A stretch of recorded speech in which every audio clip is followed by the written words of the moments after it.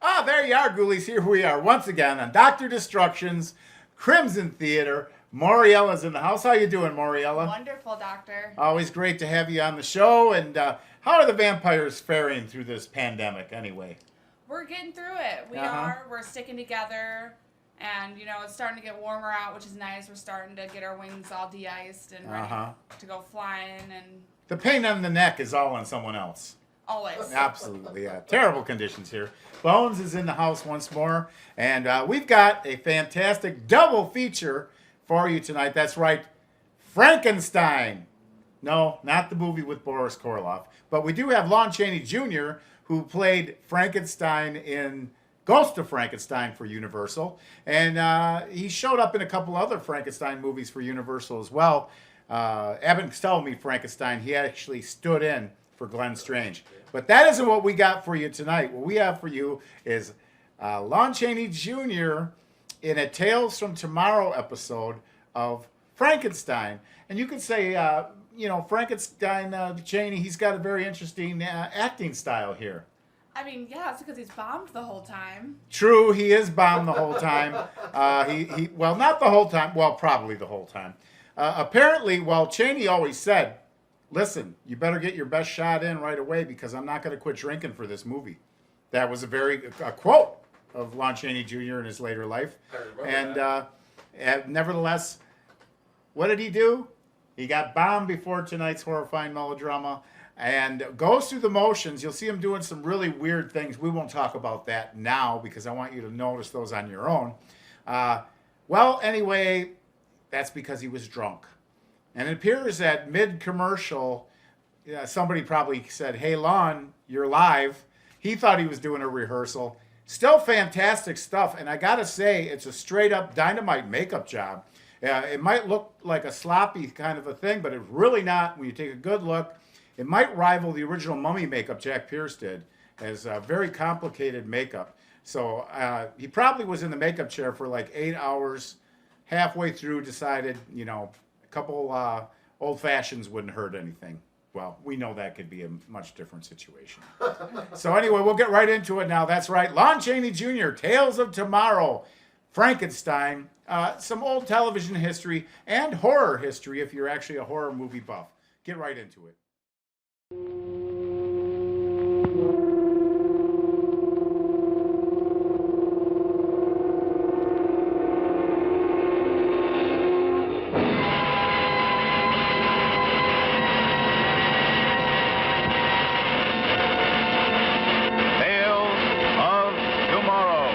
Tonight, to the most famous tale of a science-created monster, we present Frankenstein, starring Lon Chaney,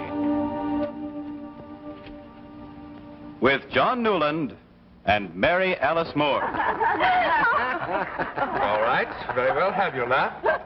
You asked me to describe my idea of a perfect human being, and I tried. But Victor, darling, what you described, and you're so serious about it. The perfect human being should be a giant in size, strong as a gorilla, disease-proof, durable, and quick to learn. Oh, it's so impossible. It is not impossible, and I didn't say should be. I said will be. Oh, does that word make a difference? It probably does. You know, even when Victor Frankenstein was a student of mine, he was brilliant. And since then, he's shown amazing talent, originality, daring. Thank you, Doc. But above all, he's always said what he meant. Now tell me, Victor, what did you mean when you said will be? I think medical science is ready to make an artificial human being. And he may as well be better equipped for life than we are, no? Since you find this so amusing, Elizabeth, what's your idea of a perfect man? You, darling. I think Victor's cousin is trying to answer that question for you. Now, there's a perfect man. Oh, see how he walks. Well, we must be going, Elizabeth. You've given us a delightful evening, but we have to catch that train back to Geneva. Please don't rush. Matthew will row you back to the mainland. Will you be coming again soon? Very soon, darling. We'll let you know. Oh, this old castle. Only you would select such a place in the middle of a lake. What was your reason? To get away from me? You can't, you know. Now, Victor's always liked a quiet place to work. Is that the reason? That, and it's picturesque. And? Elizabeth, you sound as if you thought Victor was concealing something. Well, he's buried himself in this remote place. You can't leave it without a rowboat. Might almost be a prison. Many of these old castles were. Once. Please, darling, finish your brandy. Oh, my dear. You sound as if you thought Victor was holding someone here for ransom. Oh, no. But he won't tell us what he's been experimenting with. You said yourself how talented and original Victor is. Perhaps he has been making an artificial man. He's been so preoccupied lately. Elizabeth. Oh, Victor, I know. She's getting back at you with a little joke of her own. Why do you think I'm joking, Father? Because Victor is a good scientist. He knows where to draw the line between what can be done and what is impossible. But come, we must be on our way. Not sure Victor's talent has any such limits. Thank you, darling. What's that? That's William playing with my recorder. William, please shut it off. We've been recording our laughter. Why?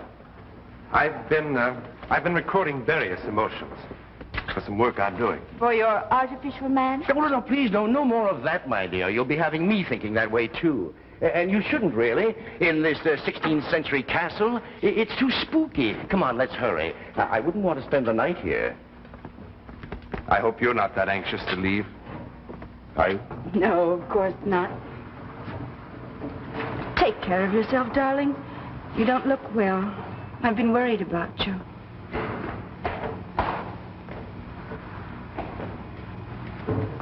Good night, William. Good night.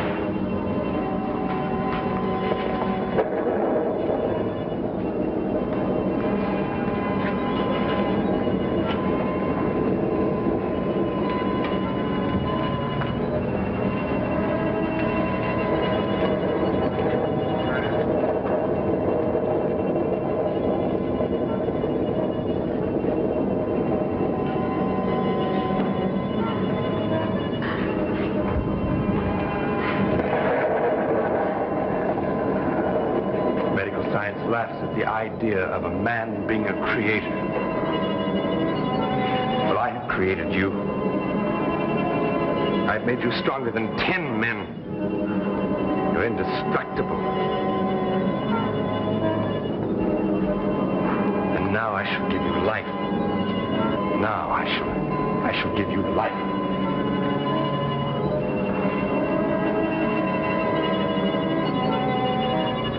Now.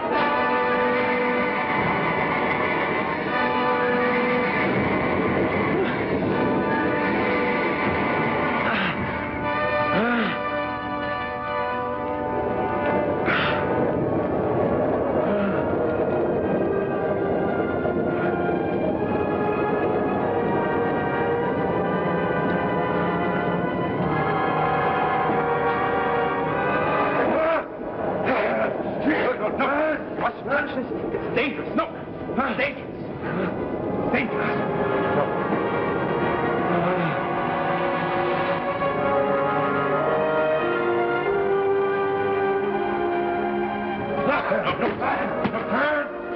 Not yet.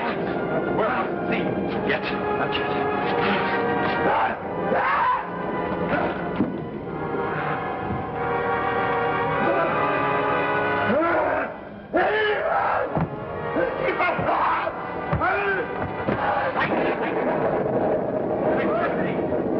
Electricity. Come. Enough for one day. Come.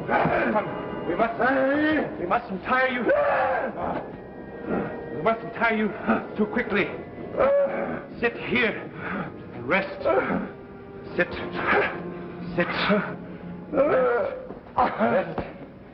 Rest. You must stay secured here for a few days. There's a great deal for you to learn. The world mustn't see you. Not yet. I'll come back and we'll teach everything you need to know. Everything. Now.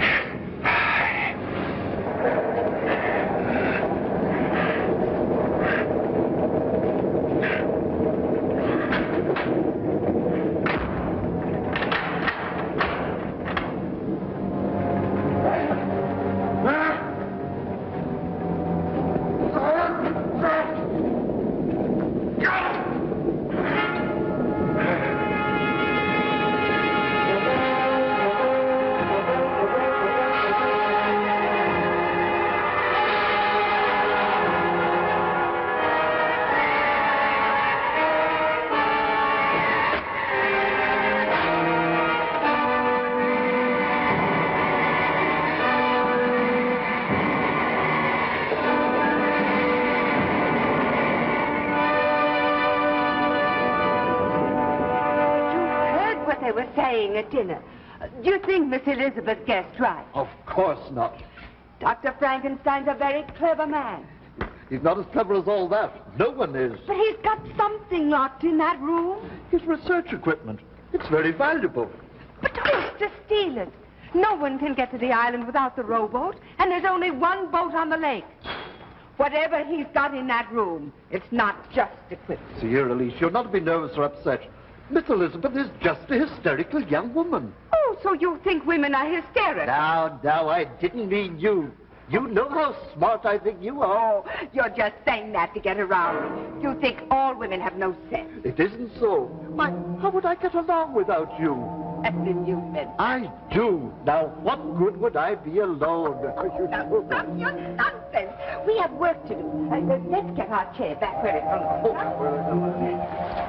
Get your chair. Easy now. It's heavy.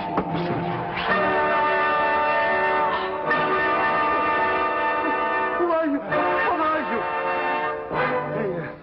All right, got it.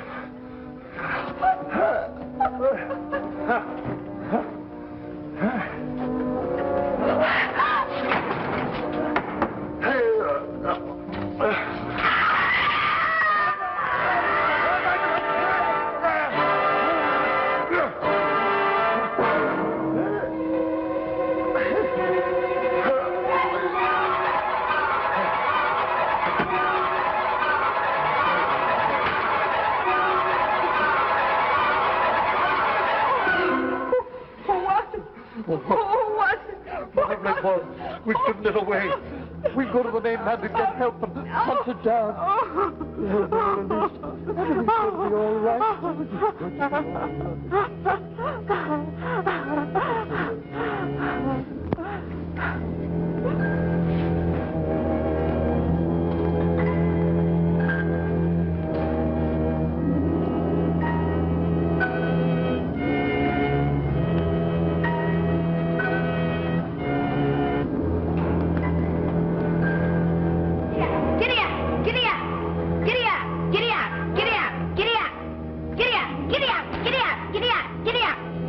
Forward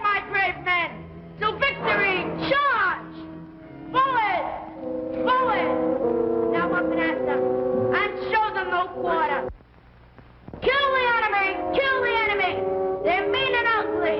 Mean and ugly! Kill the enemy! That's the other one. No. No. Go away. That's mine. Let's get away from me. Let's go. Let's go. You're so ugly. You're so ugly. That's what you are. You're ugly. Ugly. Ugly.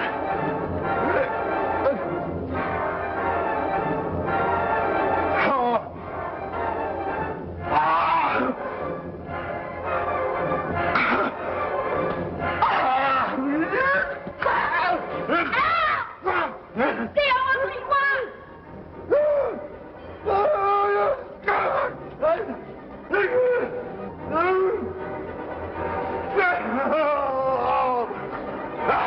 Let me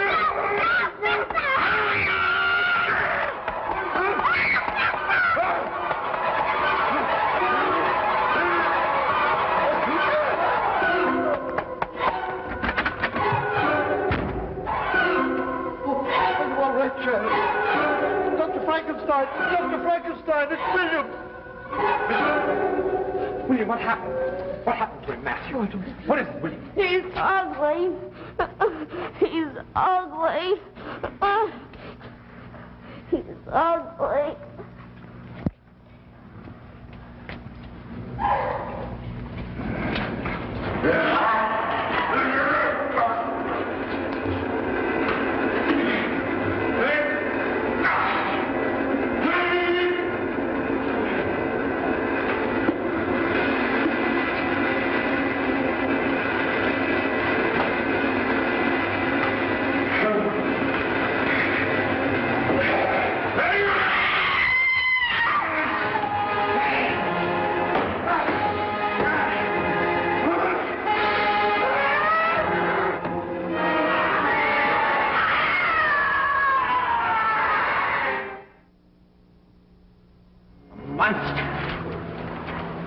What did I do wrong? What did I overlook?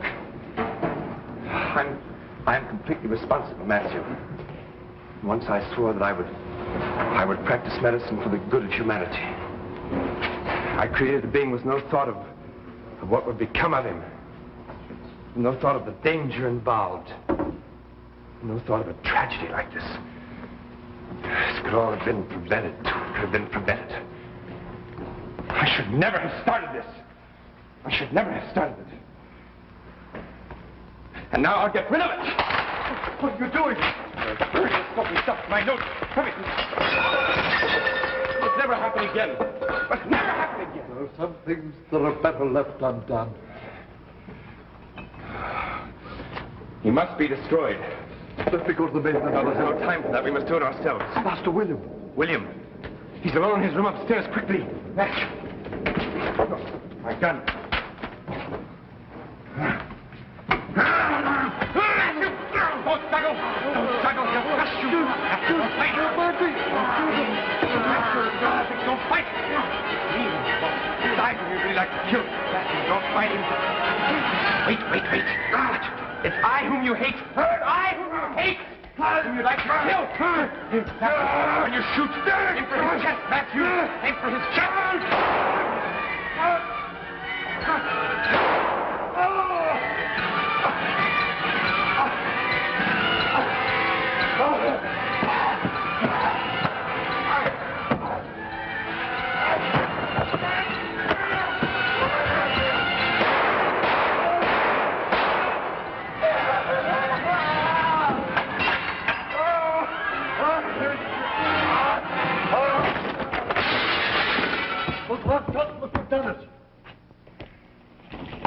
If they didn't, the fault of the water did.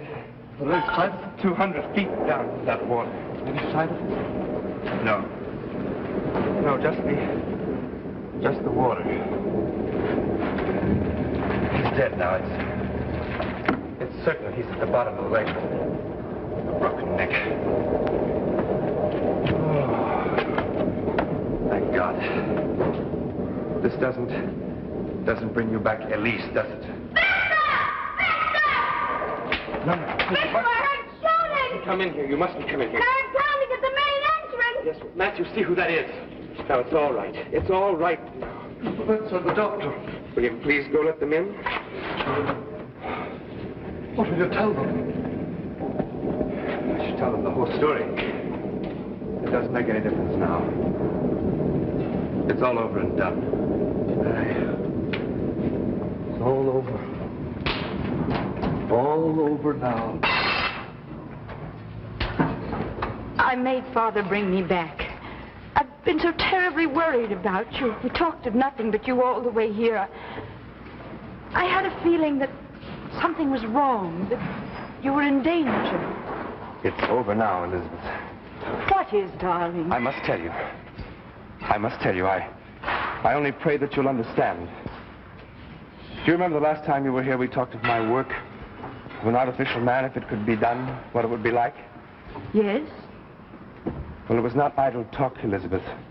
I created a living, breathing creature. You created? Yes. Yes, now you must believe me. I was thinking only of the scientific achievement, of the immensity of it. I was thinking only of the power of creation.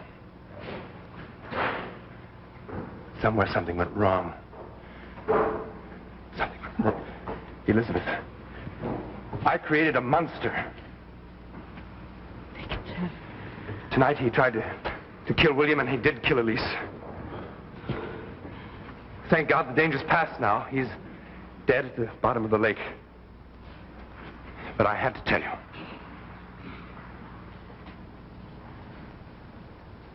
I'm glad you did. Matthew just told me. What a terrible experience. It's past now, Father. Let's not talk about it anymore. But, Victor, the things you must have learned. I shall never want to speak of it again. Nonsense. This could be the greatest contribution to science and history. You've no right to keep it to I had yourself. no right to start it. But the experiment could be tried again, surely. So he's dead. He's at the bottom of the lake. Dr. Frankenstein, he's back. I swear. You're insane. He's dead at the bottom of the lake. True. He must have fallen on a ledge and climbed in another window. What is it? It's impossible. He's come back. Where are your guns? Where are your guns? Bullets won't stop him. I've done my work too well. Bullets won't stop You him. can't know the power and danger of this thing. It's evil and vicious. Now its only thought is to kill. There's only one thing we can do now. Electricity gave him life. Perhaps it will take it away again. William, you have to help us, will you? Yes, Victor. You must be very brave. You and Elizabeth must try to lure him to my laboratory. But Victor, this small boy. The monster has the mind of a child. It's direct and very slow. Now, you must be very brave. He must not know we're trying to trick him. Now, listen, you play or sing or do whatever you like, but he must not know we're trying to trick him. Your father and Matthew and I will wait in the laboratory. Make your way there. He's sure to find it. I won't have it. There's nothing else to do. If we don't destroy him, we'll all be killed anyway. Victor's right, Father. We've got to do it. Are you ready, William? Give us just a few moments. And God bless you. Quickly.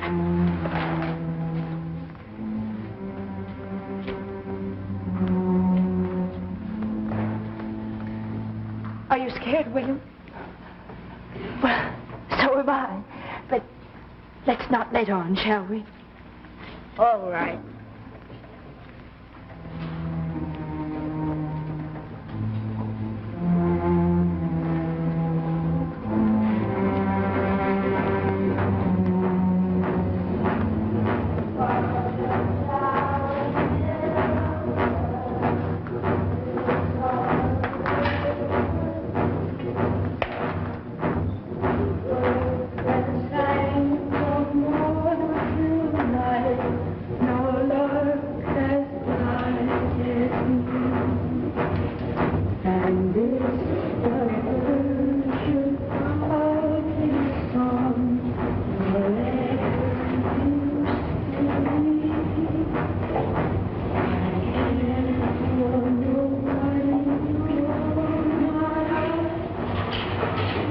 For the love of heaven, stay back.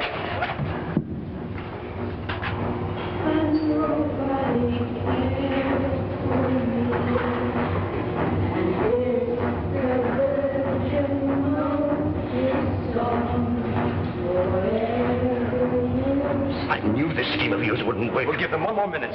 I'm going down. No, I've got a score to settle with him.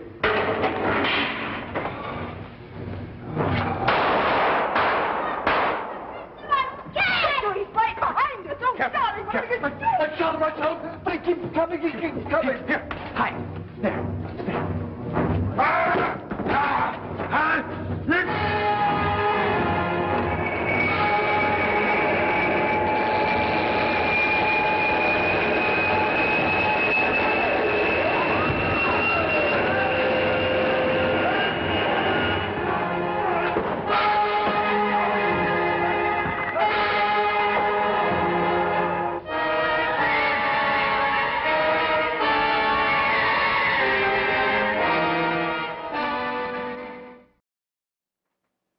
Oh, there you are, Ghoulies. I really did enjoy this. I don't care if Lon was drunk or not. Doesn't matter. Lon Chaney Jr. was one of the greats. His dad was a superior actor as well, playing Hunchback of Notre Dame, and of course, London After Midnight, as well as the Phantom of the Opera. Lon Jr. actually got to play all the monster roles for Universal. He did Dracula, he did the Wolfman, Frankenstein, and the Mummy. The Wolfman had sort of been done before by Henry Hull in The Werewolf of London. I think we talked about Henry Hull and the Hull Werewolf and all that. But Chaney did a great job. He was a great actor, nominated for Academy Award, actually, for Of Mice and Men with Burgess Meredith, one of the actors, and really didn't get the credit he did. He did live long enough, though, to see the second coming of the appeal and fandom of the classic monster movie genre. That was nice. Bela Lugosi never really did get to see that start happening. Like Lon Chaney Jr. did. I always like his movies. I think everyone else that watches the horror genre loves Lon Chaney Jr., loves The Wolfman, and it's a blessing that we got all these films. So if you're watching the Crimson Theater, you can always message me, the doctor, at Area 1051 Radio Show at gmail.com. Yes, there is a radio show, sort of the companion piece, if you will, to Crimson Theater. Oh, yeah. And Moriella, you'll be returning at some point. Absolutely. Perhaps if we find some good sunscreen and a coffin and a hearse to escort you to the studio. I think we'll be in Being of good the shape. vampire persuasion. Now, I know this new Batman movie, I guess, came out like last week. Did you go see it? I haven't seen it yet, but I'm really looking forward to it. Well, now, I'm just a little bit afraid. Was the Riddler going to see Batman coming because he's sparkling? I don't know. That probably didn't land well. Ah. No, I'm looking forward to getting around to see the new Batman, despite it all. What's his name? Patterson? Is it? Robert Pattinson. Yeah, okay. From Twilight. What did you think of Twilight, right? Well, I grew up when Twilight was really popular, so I loved it. Okay, that's fine. But That's fine. We've seen a lot of actors redeem themselves over the years.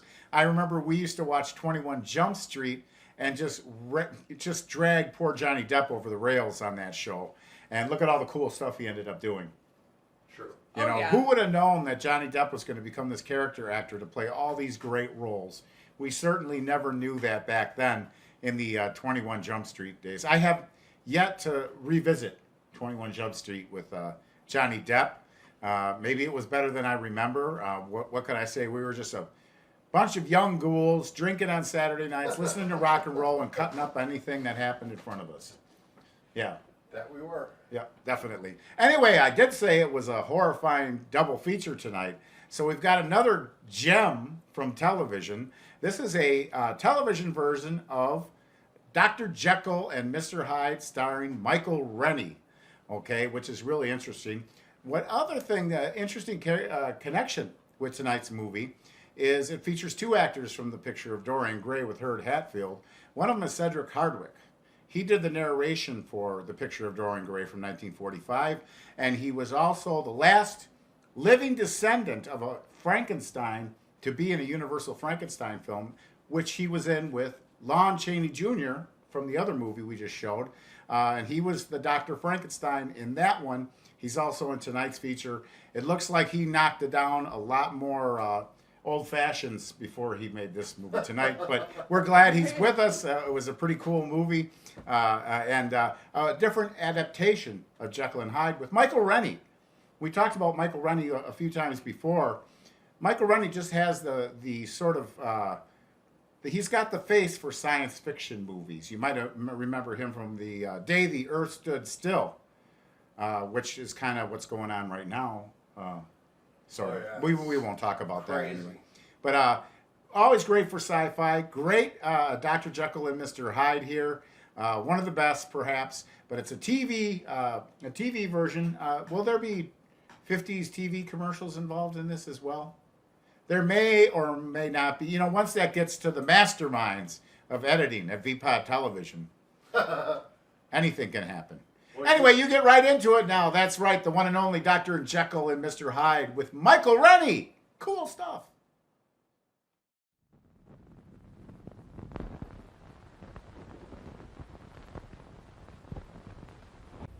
Live from Television City in Hollywood, brought to you by Chrysler Corporation, maker of these 5 great cars. Plymouth, Dodge, DeSoto, Chrysler, and the exclusive Imperial. Only Chrysler Corporation brings you the Forward Look. And now, Chrysler Corporation presents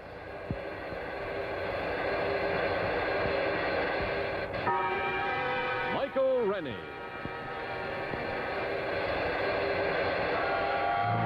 Cedric Hardwick.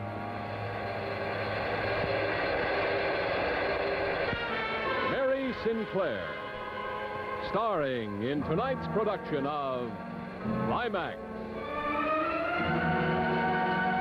Ladies and gentlemen, your host for Chrysler Corporation, Bill Lundigan. Good evening. Tonight on Climax, Dr. Jekyll and Mr. Hyde by Robert Louis Stevenson. Starring in this classic story of the conflict between good and evil are Michael Rennie, Cedric Hardwick, and Mary Sinclair. Mr. Rennie's appearance tonight was made possible through cooperation of 20th Century Fox Studios, and his next starring role will be in the CinemaScope color production 7 Cities of Gold. And now, Dr. Jekyll and Mr. Hyde, adapted by Gore Vidal on Climax.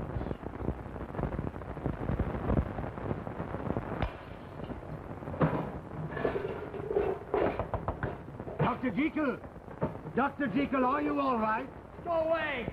Please, sir, let me in. Go away!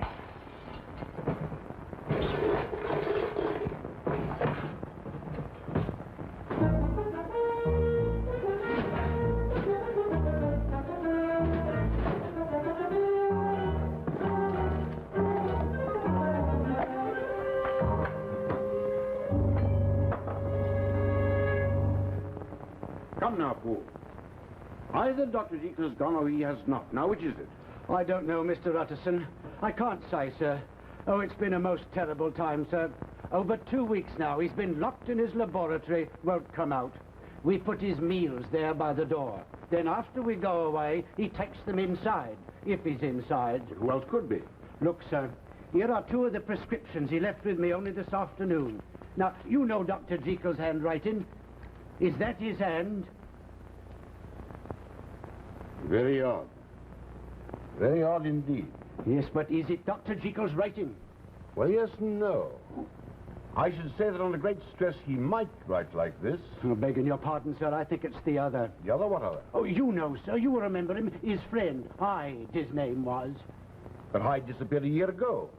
He wouldn't dare to return with the police after him. I believe he's back, sir, and I believe he's done something to Dr. Jekyll. We shall pay a visit to Mr. Hyde. If it is he. Yes, sir. I should bring a pistol, sir, if I went into that room. Yes. You may be right. After all, he is a murderer. I shall never understand why Jekyll took up with him. I think it was what you might call an experiment, sir. Dr. Jekyll knew some very strange people. Even murderers?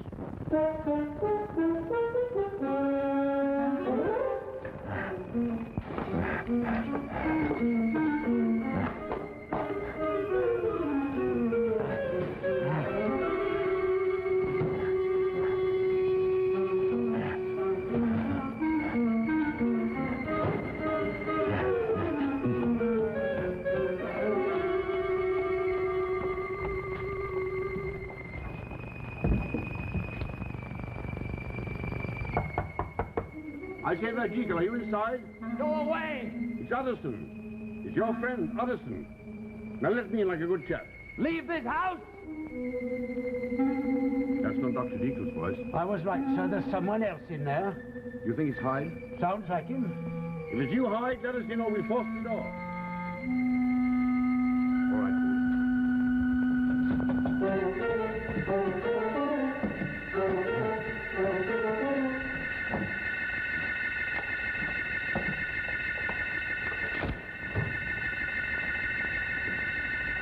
All right, now. Where are you?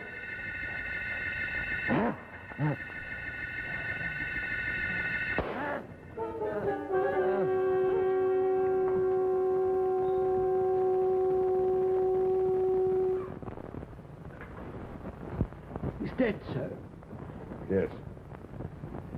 It was Hyde, wasn't it? Yes, sir, it was Mr. Hyde.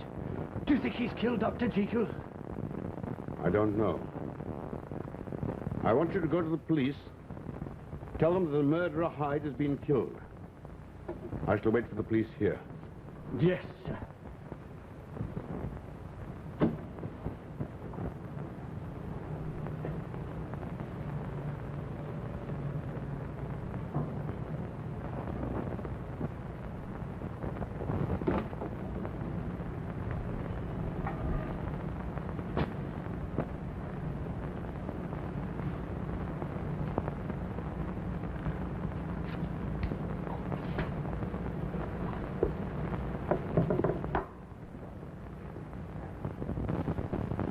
George Utterson, Esquire. To be opened in the event of my death or disappearance. Henry Jekyll.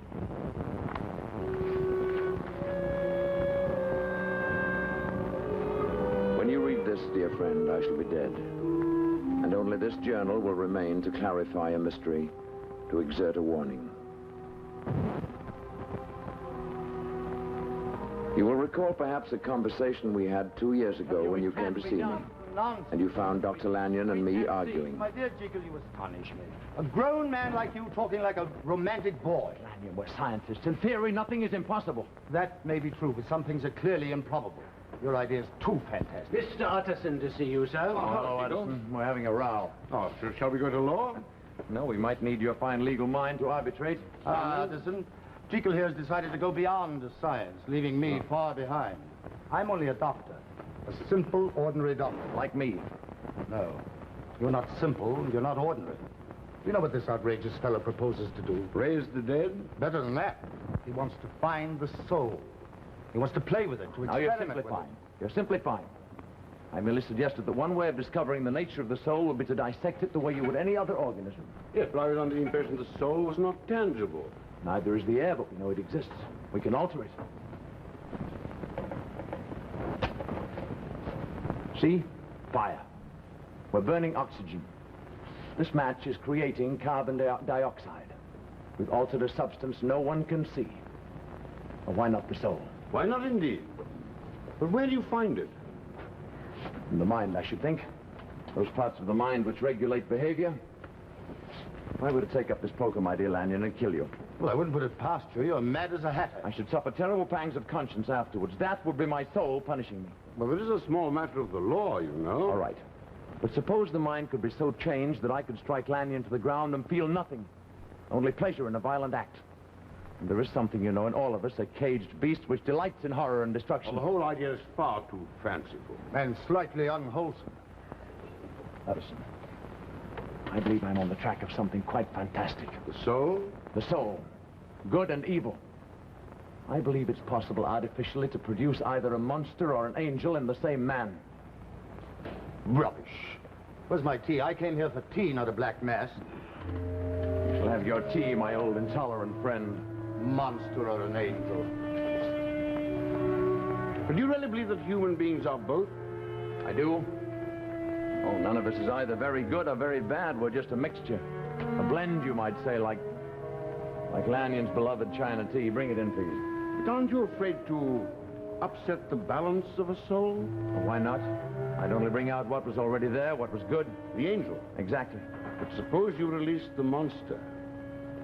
Suppose, my dear Jekyll, that you uncage the monster. That's a risk one would have to take in the interest of science. Science? Jekyll, you're impossible today. But the tea? A proper blend, no doubt of it. Milk and sugar? Oh, I saw a client of yours today. I was aware I had spoken too soon of my great interest. But I was curious to see how Lanyon and how you, Utterson, would respond to the idea of my experiments. I determined to say nothing more of my work until I was further along. As you remember, that winter we did not meet often. I was daily, nightly engaged in my work, Here's the package. my deliberate and hazardous journey into the soul itself. This time. Thank you, Paul. Yes, sir. Sir? Yes, Paul. Sir, don't you think... Well, I mean, it's not my place, but... I work too hard. I need a rest. Exactly, sir. You know, it's not natural, all these hours you spend here. Only today, Dr. Lanyon called and much put out he was, too, when you wouldn't receive him. Well, Paul, I'll make you a promise. Either I conclude my experiments this week or I give them up altogether. Oh, thank you, sir. It would be a great relief to us all. The staff's fair enough to be settled. I had no idea when I made Poole my promise that success was at hand. After months of tedious experiment, I had found almost by accident the proper substances which, combined, had the power to split the soul in two. The basic preparation involved a solution in which certain salts were combined and balanced. On this occasion, I added to them one of the new powders brought to me by Poole.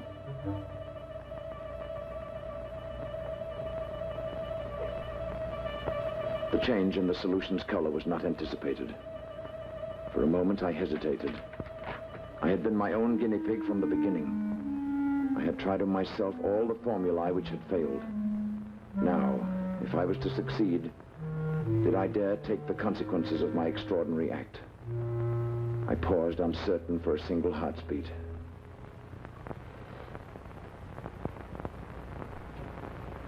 Then I drank the liquid.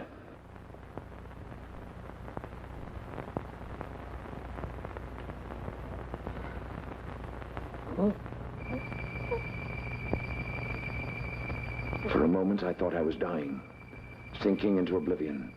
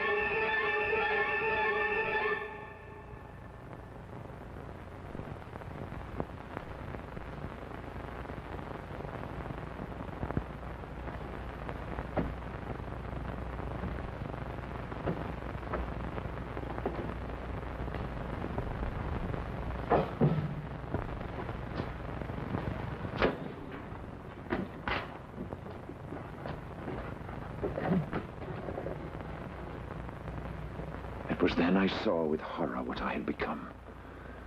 I had released not the angel from my soul, but the monster from its pit.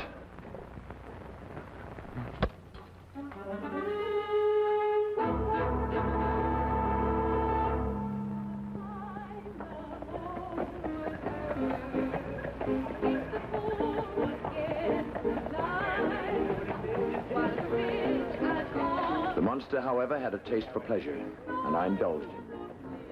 I could, whenever I chose, become this creature whom I called Mr. Hyde. As time passed, I found a strange enjoyment in transforming myself from Jekyll to Hyde. By day, I was the good, kind Dr. Jekyll. By night, I was someone else, a strange, a violent creature. I was the wicked Mr. Hyde. Get out.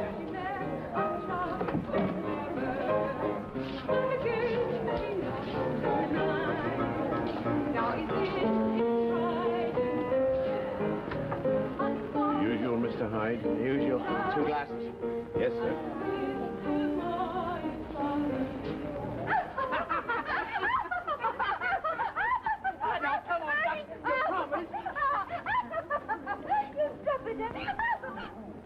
Hey, now then, what do you think you're doing? I'm sure you'll find another companion. Oh, yes. Yes, of course.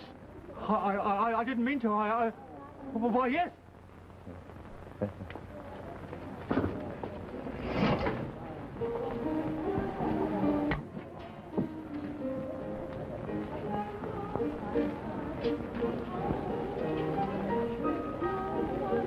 Why don't you sit down, my girl?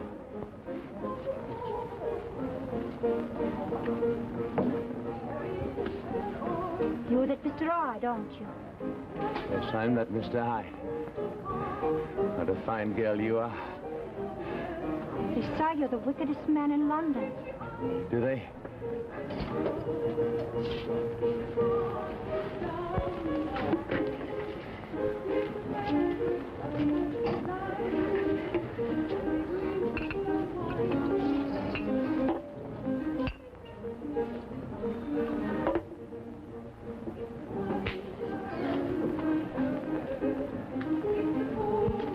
How wicked do you think I am? Oh, I don't know. You're awful cheeky, pulling me over here like this. Away from a gentleman friend. But you're glad you're here, aren't you, my girl? Ask me no questions, I'll tell you no lies. Why don't you come a little closer? I'm not sure I want to. Come here. Here now, none of that. I'm not what you think, and it's a public place.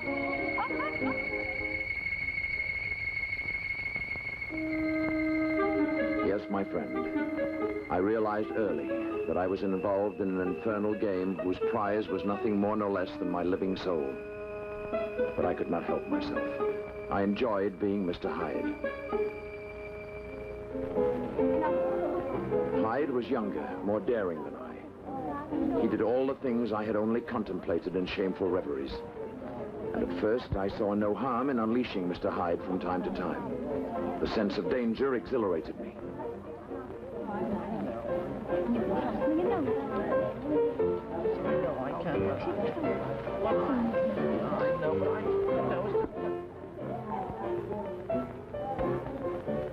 So it's Mr. Hyde, come back to us. All right, my girl, let's go. Let's go, he says. Just like that. Just like he was a real fine gentleman or something. You'd better get a move on, mister. Gladly. Shall we move on, my girl? No, we will not. Now off with you. You filthy devil, get out of here. Filthy devil, did you say?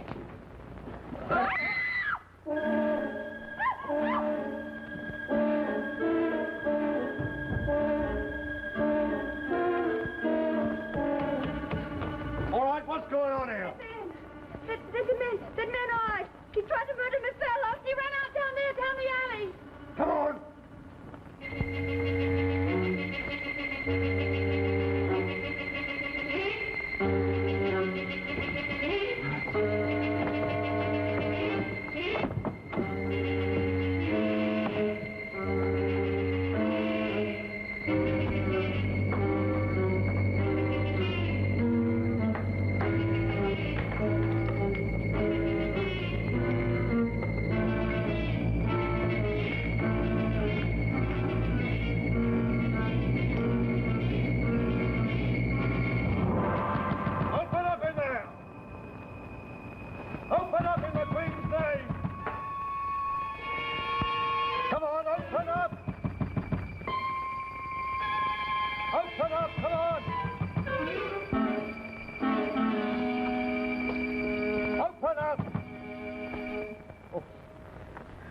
Good evening, officer. Oh, it's you, Dr. Jekyll. There's something I can do for you, officer. Well, sir, we followed a man called As a Hyde down the doctor, alley here, then we lost him. I realized at that moment that Mr. Hyde had become a disease which I could no longer control. Mr. Hyde was now capable of murder.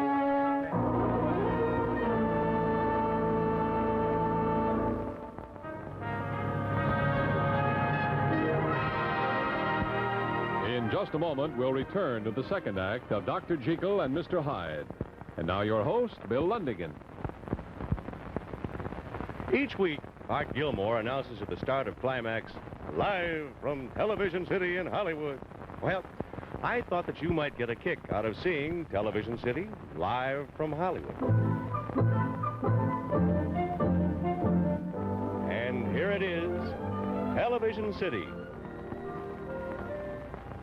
live from Hollywood. And incidentally, when you think of Hollywood, you think of pictures. Here are some taken of me driving into the studio the other day for a rehearsal. And what a view you get through that wraparound windshield. And sure enough, right on time and driving a DeSoto hardtop with that color sweep styling, a pretty lady in a pretty car, Mary Costa. Here comes another member of the team, our commercial producer on the show, and his name is Bud Cole, and as you can plainly see, he owns a Dodge Royal Lancer, and he loves it. Now, here's the man I was talking about who says, live from Television City in Hollywood, Art Gilmore, a Chrysler man from way back, this year driving a New Yorker. And off we go to the studio. Nice-looking cars, aren't they?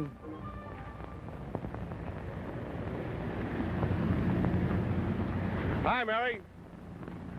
And you know something? Whether it's Television City in Hollywood or around the square in your own hometown, you're seeing more and more cars with the forward look from Chrysler Corporation. You can spot them at a glance by their smooth, flowing lines, the most distinctively styled cars on the road today. Why don't you drive one and find out what a difference there is? And now we continue with Climax, tonight starring Michael Rennie, Cedric Hardwick, and Mary Sinclair, live from Hollywood.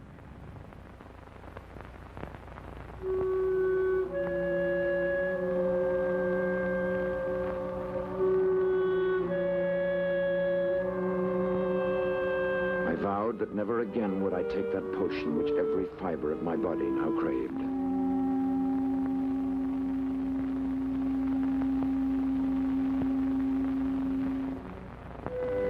I plunged into the good world again. I saw old friends. I gave up my time to charity.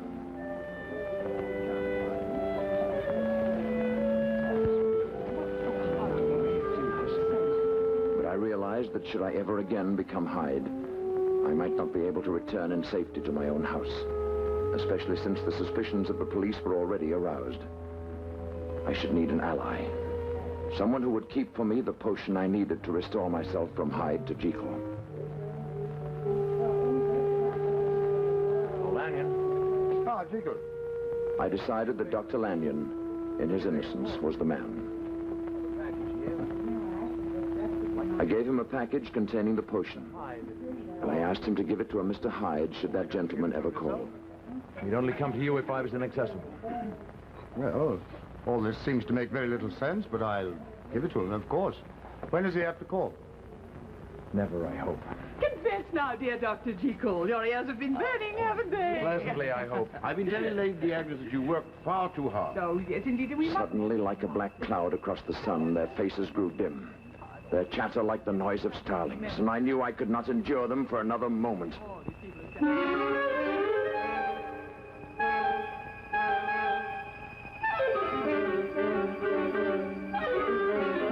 Good gracious.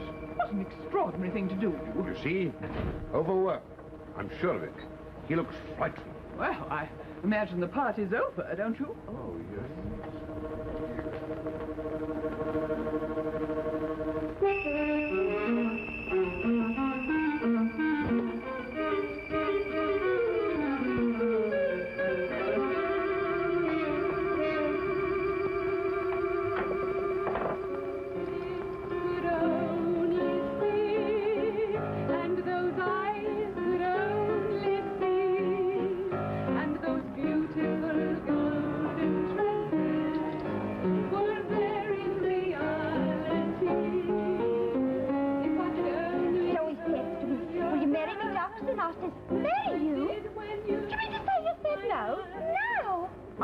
out of your silly mind. I thought at first he was fooling me, till he takes me straight to meet his old mum. Then, of course, I says yes, just like that. Oh, you are a lucky one. I should think so. And he's a good, reliable sort, he is. He works regular, which is important, I say. You're right. They don't grow his kind on no trees. Don't think I don't know it. Hello, Harry. Is he coming here tonight? He said he'd look here and he don't approve. Ain't it something? Me being married to a fine chap in Tunbridge Well. I suppose you're going to live there. Those are our plans for the present. Oh, and aren't we grand? When's the nuptials going to be? Next month.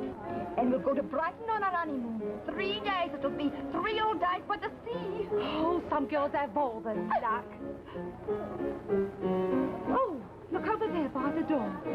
Ain't that Mr. Hyde? Seem all right, the beast.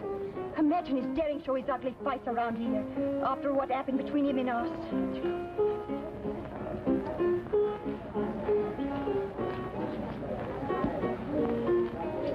Smile, my girl. Aren't you glad to see your old friend? This girl's no friend of yours, so just find somebody else to bother. But I want to bother you, my girl. I'm sure you've missed me. Let's have a little wine in that booth over there. I'm waiting for my fiancé and have no time for strange men what don't behave themselves proper. Tell me. Who do you think you are now? The only one who's good enough for you.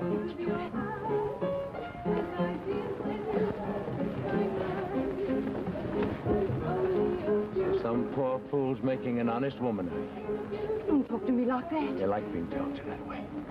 Your man doesn't know how to talk to you. I do, but your man doesn't. No. Please, Mr. Hyde.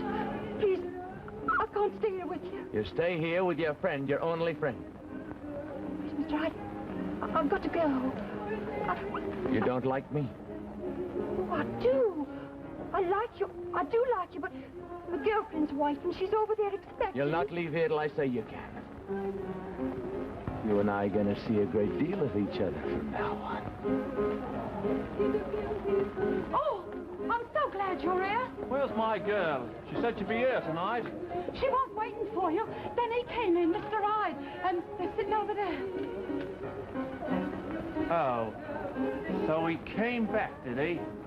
Well, he's going to get taught a lesson. Do be careful. Quickly. Here I am over here talking to Mr. Hyde. Oh, Mr. Hyde, I really must Sit down, my girl. She's going, Hyde. Go away. Listen, you're going to get a good thrashing, and I'm going to give it.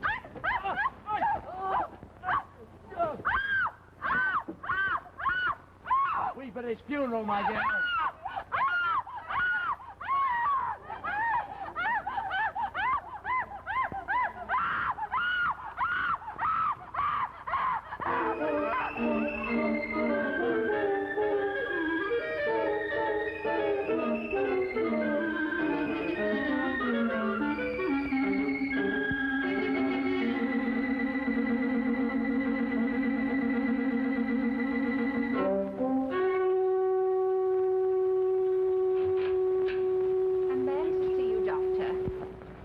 Has he an appointment? No, sir. He seems very agitated. Show him in. Will you go in, please?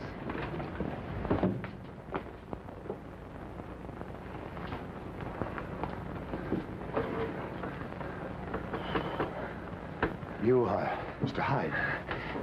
Give me the package. I shall do no such thing. You, sir, are a murderer. It is my duty to report you to the police. Get that package. You can't intimidate me. You promised, Chico. Now get me that package, then call the police if you like. I will not be an accomplice to murder. How do you know it was murder? Newspapers. In the name of your friendship with Jekyll, give me that package. Go to him yourself. I can't. No, of course you can't. He won't traffic with the killer, and neither will I. In the name of everything you love, give me that package. I will not help you. Oh. Get it!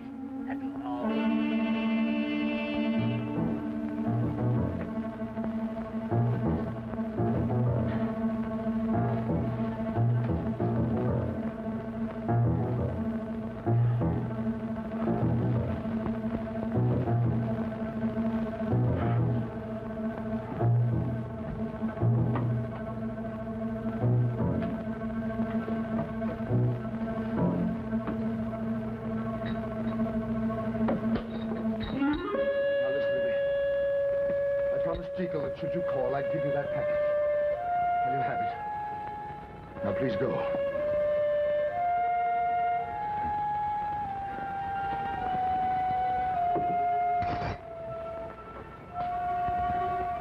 Now, Lanny.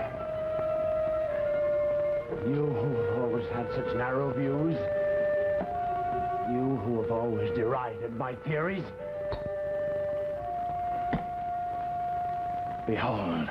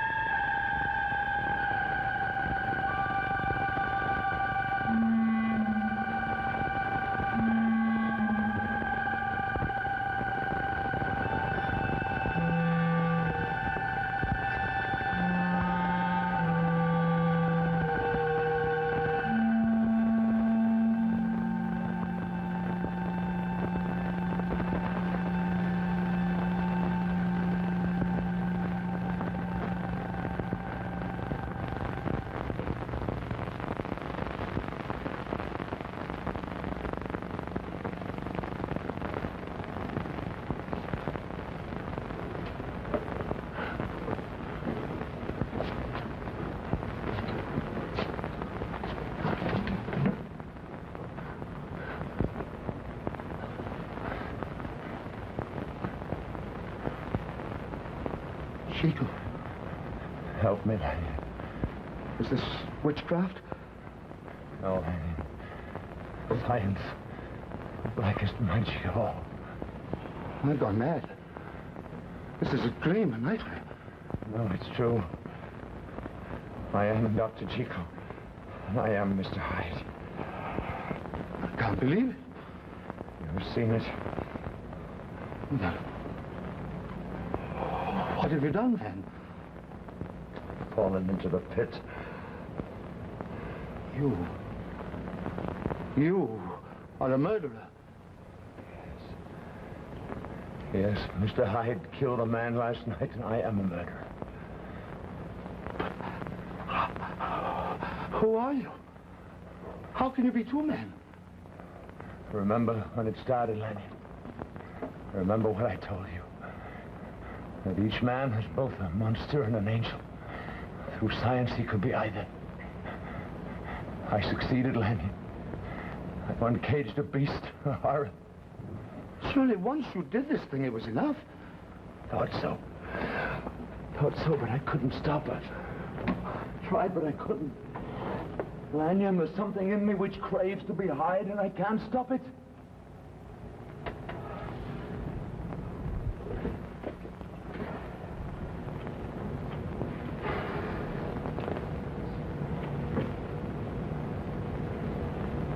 What now? I don't know. Are you have to do this terrible thing again? I don't know. I can't think. Is it like a drug? Must you become Hyde in spite of your better self? I'm not sure. But I know this. If I do this thing again, I shall die. I'm being torn apart by this beast. Then, Jekyll, I think it better that you die. You say this to your friend? Your old friend? I say it because you are my old friend. Because your soul may soon be lost forever if it's not already damned. Am I, Jekyll, responsible for what Hyde does? Can I help what this brute does? You are Hyde. You chose of your own will to be Hyde. So you are a murderer and a blasphemer. I only wanted to find the soul as an experiment. You found the soul. You experimented. You've gone further than any man was meant to go. Your fate is no longer for man to decide. Lanyon, I'll never take that potion again, I swear it. The damage is done. The corruption has already started. Lanyon, I'll devote my life to others. I'll do more than that. I'll work in the charity hospitals. I'll do anything you say, Lanyon. Do what you must. Never see me again. Lanyon. You'd better go now. Lanyon, you and I are old friends. We have nothing to do with this other creature, Hyde. You are Hyde. But so are you. Every man has a Hyde within him. I have kept mine caged. I did what I did out of curiosity, out of innocence. Innocence? You meddling fool. You have dared to challenge God. You reek of hell. Get out! Get out.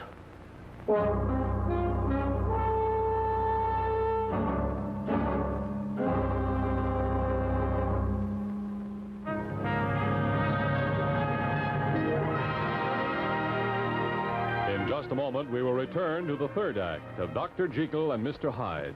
And now, once again, your host, Bill Lundigan. In the course of a year's driving, you naturally run into a lot of different road conditions, and not all of them are ideal. For example, here's the kind of driving that we all enjoy. We're on a wide, smooth highway. You're really rolling along with never a bump. But now and then, you're likely to encounter a stretch like this. And believe me, the going can get rough.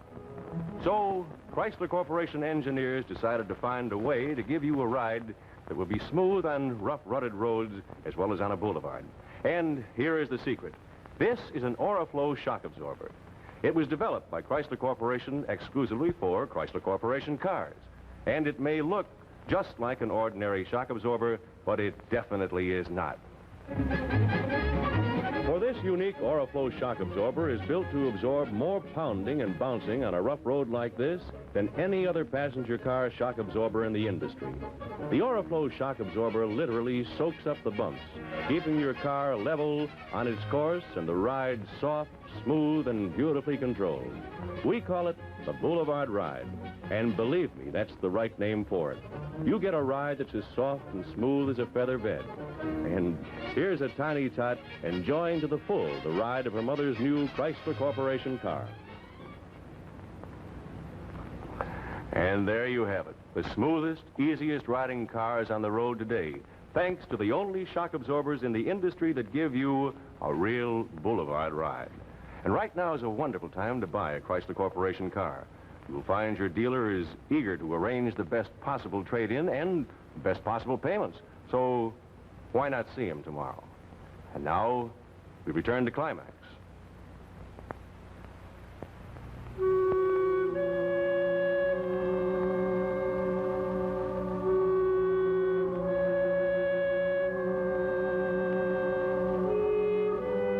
I refused to accept Lanyon's grim analysis. I refused to be defeated.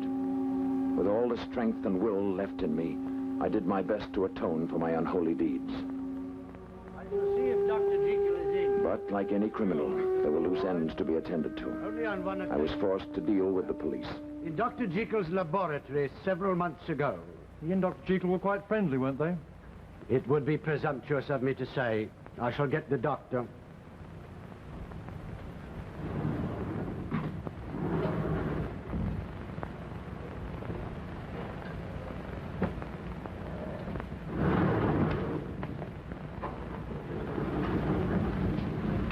Good evening, officer. Oh, sorry to trouble you again, Dr. Jekyll. It's perfectly all right. Won't you sit down? No, thank you, sir. You, know about the murder in Soho? Yes, I read about it. We understand that Hyde was a friend of yours. Not a friend, no. But you were acquainted with him. Yes? Why didn't you tell me about this the night I first came to your laboratory? Because you never asked me. You simply asked if Hyde was concealed on the premises, and I said no, because he wasn't. You were not concealing him? No. And you're not concealing him now? No, I am not. You may search the house. Thank you, sir. We plan to. Now, Dr. Jekyll, this man Hyde hardly strikes me as the sort of chap a man like you would know. Really? Can you tell me what you know of him? Not much, officer. You see, I do a certain amount of research into the criminal mind. I used Hyde as an experiment, as an example. Any idea where he's gone? No, but I don't think he's apt to return to London. Then he has left the city? I should think so. You know, Dr. Jekyll, You could be in very serious trouble if you were to try to protect or conceal him now. Yes, I know that. Can I speak to you frankly, sir? Yes. Well, this man Hyde, he doesn't have anything on you, does he? I mean, he's not an extortionist or a blackmailer. Good heavens, no, officer. No, I detest the fellow quite as much as you do, and I'm free to denounce him if you should capture him. Good. I'm glad we can count on you. Now, have you any idea where he might have gone? Well, as I told you... The police were less problem than I'd anticipated. They believed that in some way I'd been victimized by the odious Hyde. And after a thorough search of my house, they left me alone. As time passed, they gave up their quest for Hyde, assuming he had left the country.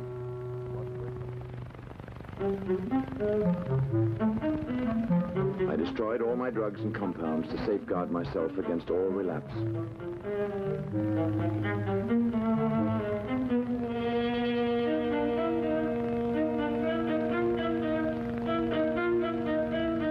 Now I would turn to charity, to good works, as I had promised Lanyon. I grew more and more secure. I had caged Hyde once and for all, and I was myself again.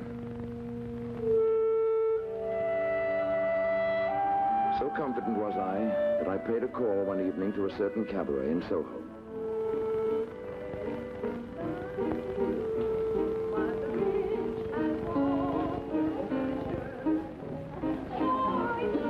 But I can't see you, Evan. I bet you will, but you.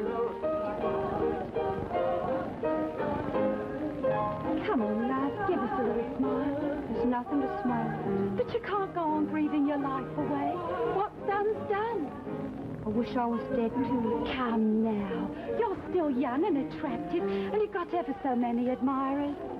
I only wanted him. Come on now, perk up. Perk up. Oh, here comes a top.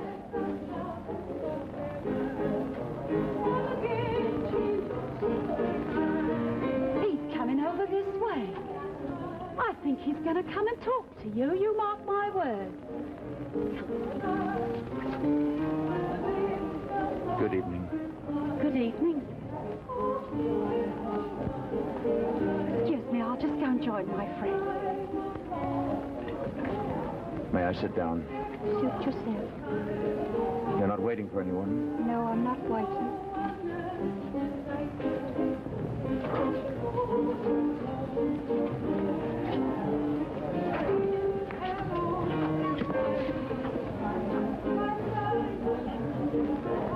It's a pleasant evening. Yes, a pleasant evening. I'll wait a champagne. Yes, sir.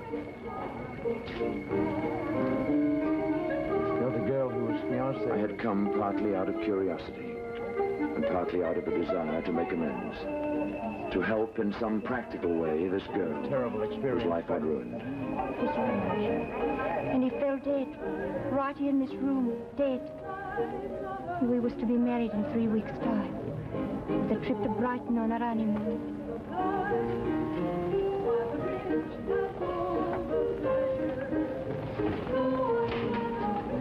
I'm sorry. Sorry. How can the likes of you know what it is to have your life end? But your life's not over. Not over, is it? How many chances do you think a girl down here has of a decent marriage? I'm sure you'll have many more. I should have known when I first saw him. What he'd do. What he was. Your fiancé? No, the other. Mr. Hyde. If I could get my hands on him right now, I'd twist a knife in his heart. Was he so terrible? He was like the devil himself. So very bad.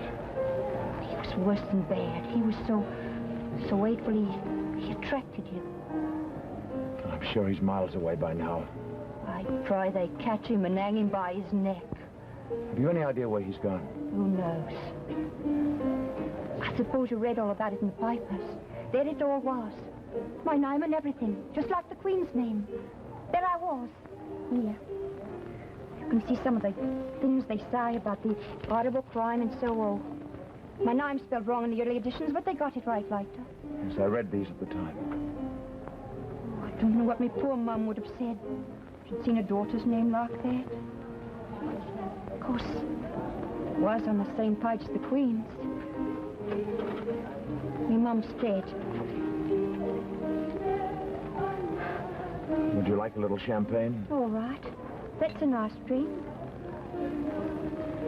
I'd like to help you if you'll allow me. You know, none of that. Why, I ought to know who you are. I'm just an idle philanthropist. Oh. That's different. But don't get no ideas about me, even if I was involved in a crime of passion.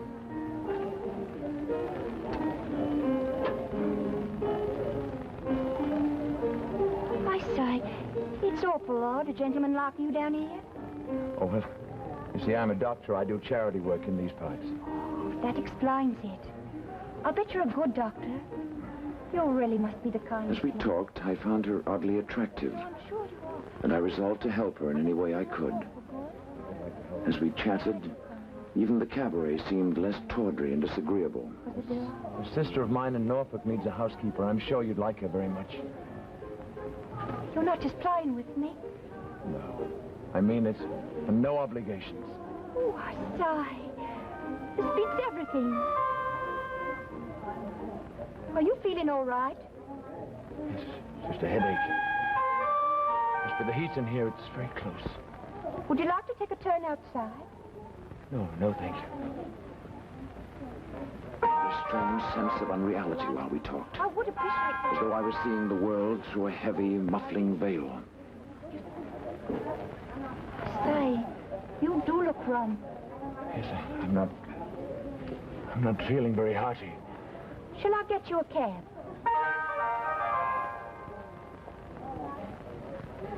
Yes. Well, we'll take a drive, my girl.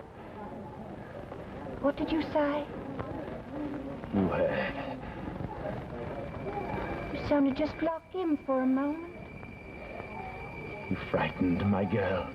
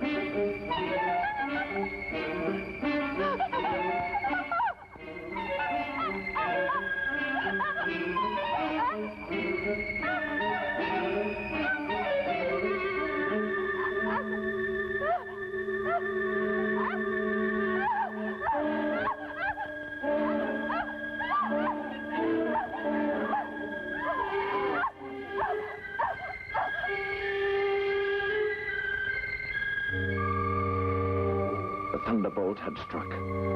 I had become Hyde without wanting to, without having first taken the potion. With every ounce of will left to me, I forced the evil Hyde to return to the laboratory. And desperately I searched for the chemicals necessary to transform me back into myself. But there was none left. All had been destroyed.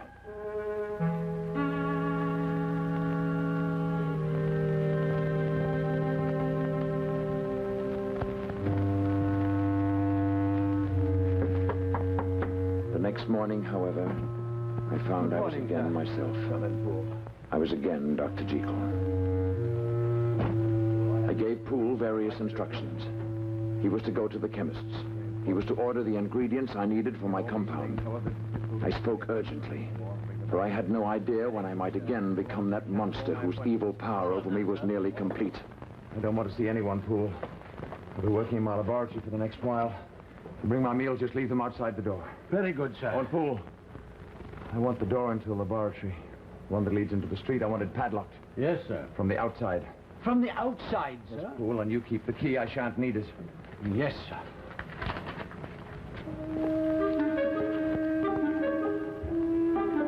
I took every precaution to keep the monster caged, at least within the house. So far, I have. Though the nightmare is now becoming more than I can endure. I no longer know which I am, Jekyll or Hyde.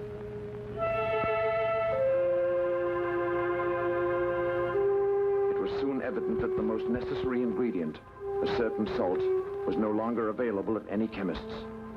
It had been a flawed chemical, an impure salt, and its very impurity made it impossible to duplicate. No luck, sir. They say the sorts you've got are the same as they've always said. Tell them they lie. Tell them to look again. Tell them to order more. Yes, sir, I will.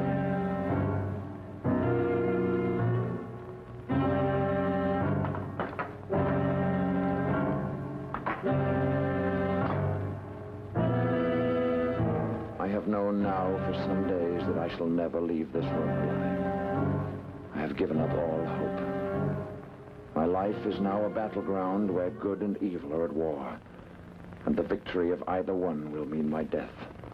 So great has been my sin.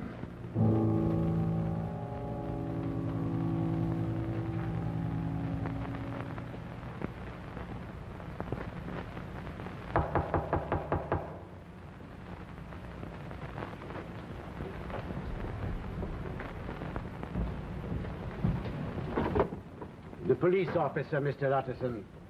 The body's in here, officer. Well, we'll have a look and then I'll take your testimony. Who will ask me to come? It's all over now. You know too, then? Yes.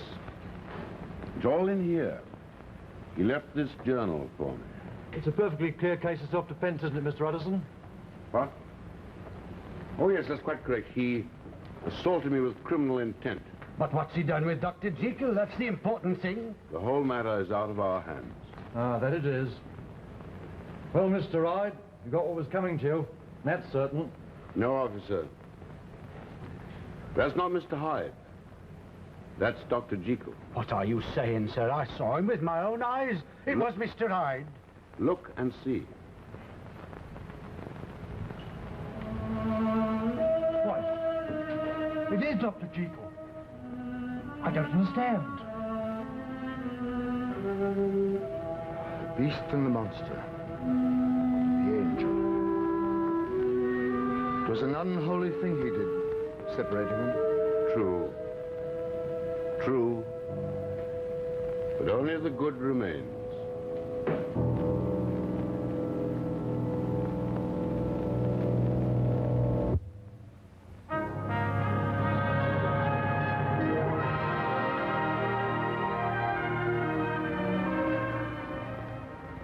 We've arranged a rather unique fashion show for you this evening.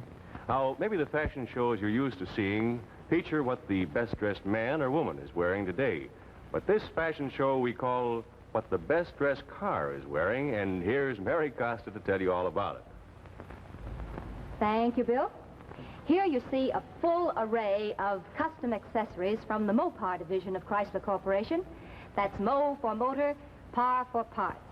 These accessories are the smartest, most durable, and most fashion-right that you can get for your car.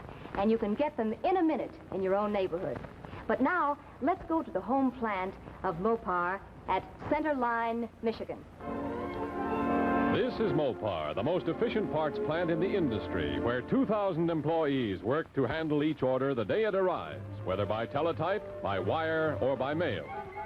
Here is where emergency orders are received, every dealer knowing he can phone direct. All orders are checked against microfilm records that show the original specifications of every Chrysler Corporation car or truck. The order is then broken down electronically into year, make, model of car, and part or accessory needed. After this, the order is taken to the pneumatic tube system to be instantly whisked to a clearing center in the plant called Grand Central. Every order must arrive here and then be routed by skilled operators to exactly the right point in this vast warehouse that covers almost 1 million square feet. An important division of Chrysler Corporation, Mopar serves your car needs from coast to coast. To handle your demand nationwide, over 100 truck and freight car loads of parts and accessories leave Mopar daily.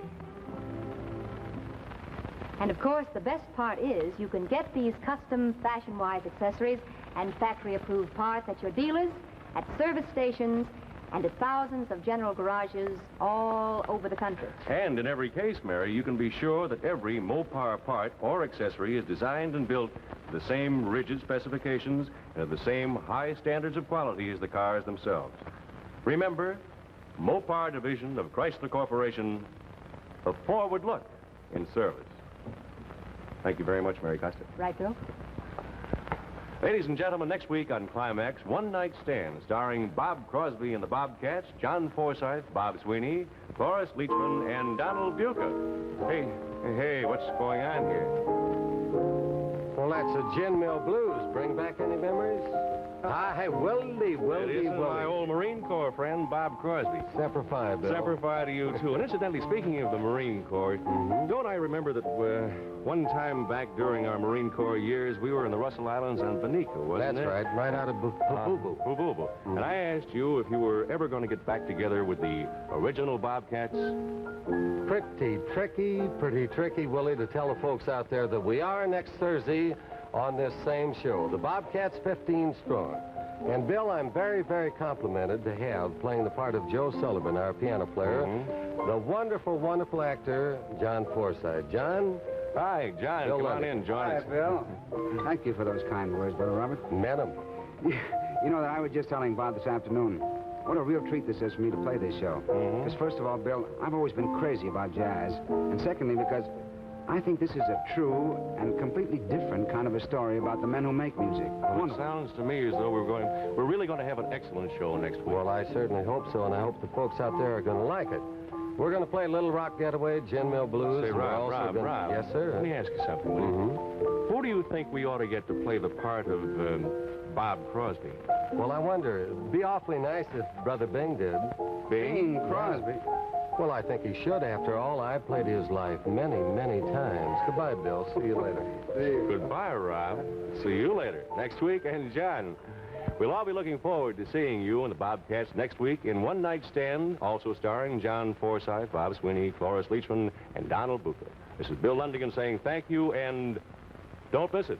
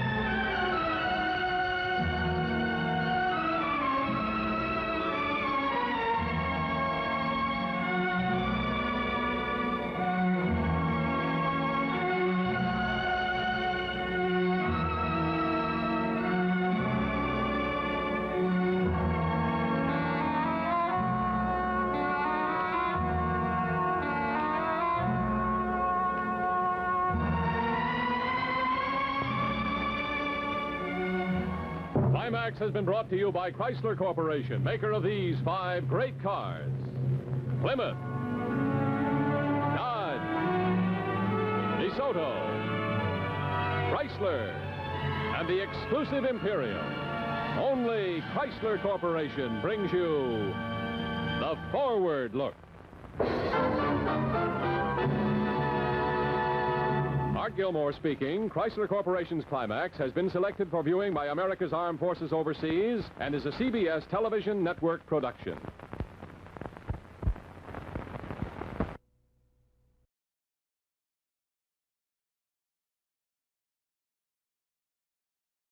So then it's just the ending, right? We're not going to break into Hyde.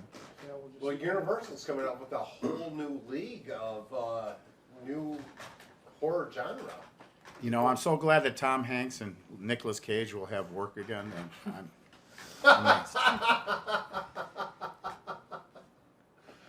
I can't imagine Tom Hanks or Nicolas Cage doing the Wolfman or the Mummy or anything. Ready? Ready? Okay. No, you gotta get in the frame a little better. Right there. Oh, there you are, Ghoulies. No? 3, 2. I gotta wait for her to leave the shot so the light. 3, 2. Well, there you are, Ghoulies. Dr. Jekyll and Mr. Hyde, starring Michael Rennie. What a fantastic cast. Basil Hallwood, was that you? I don't know. Suspicious. Many versions of Dr. Jekyll and Mr. Hyde have been done. Of course, Frederick March played Mr. Hyde, Dr. Jekyll, in the 1932 version. The only actor to ever win an Academy Award for playing a monster. Hyde's a monster. And he was the only actor to win an Academy Award for his portrayal of Dr. Jekyll and Mr. Hyde. Oh, wow. I guess Martin Landau came close with his depiction of Dracula.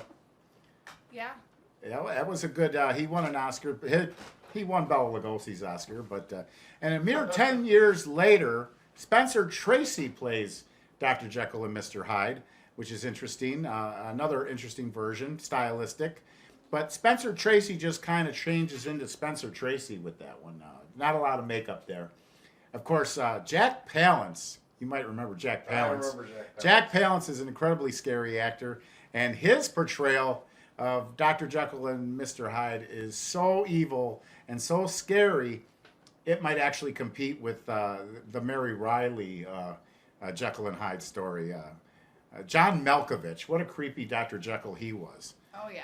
I think he had a beard, and then when he turned into Mr. Hyde, he was clean shaven. They did well, he was an evil one, but interesting stuff here. The classic stayed alive on television, on and on and on. They kept on going, just like they keep on going now on VPod TV. Every Saturday night, Dr. Destruction's Crimson Theater. Again, you have a show idea, you can always email area1051radioshow@gmail.com.